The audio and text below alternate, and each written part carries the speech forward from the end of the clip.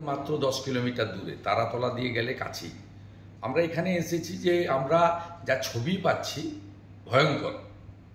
আপনার পুলিশ এবং সিনিয়র অফিসাররা, এডিজি, ডিআইজি, আইজিরা হাত পা ধরছে দাঙ্গাবাজদের, তাদেরকে ব্যবস্থা নেওয়ার পরিবর্তে।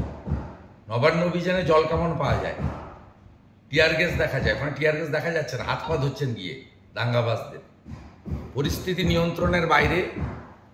আপনারা আপনাদের মুখ্য সচিবকে বলুন, স্বরাষ্ট্র সচিবকে বলুন, হাইকোর্টের স্পেশাল বেঞ্চের অর্ডার এখনও কন্টিনিউ করছে সেন্ট্রাল ফোর্স ডিপ্লয়েড করতে সমগ্র মেটিয়াবুরুজ এবং মহেশতলা এলাকাতে, কলকাতা পুলিশ এবং রাজ্য পুলিশের এলাকাতে। যেহেতু রবীন্দ্রনগরে ঘটনা ঘটেছে, আমরা রাজ্য পুলিশের হেডকোয়ার্টারে এসেছি।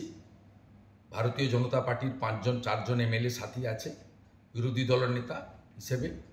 আমরা আর্ত মানুষকে, হিন্দুদেরকে প্রোটেকশন দেওয়ার জন্য এসেছি, কিন্তু আমরা ঘরে বসে থাকবো না এই সময়। আবার আমরা ওখানে যেহেতু এই মুহূর্তে ল এনফোর্সমেন্ট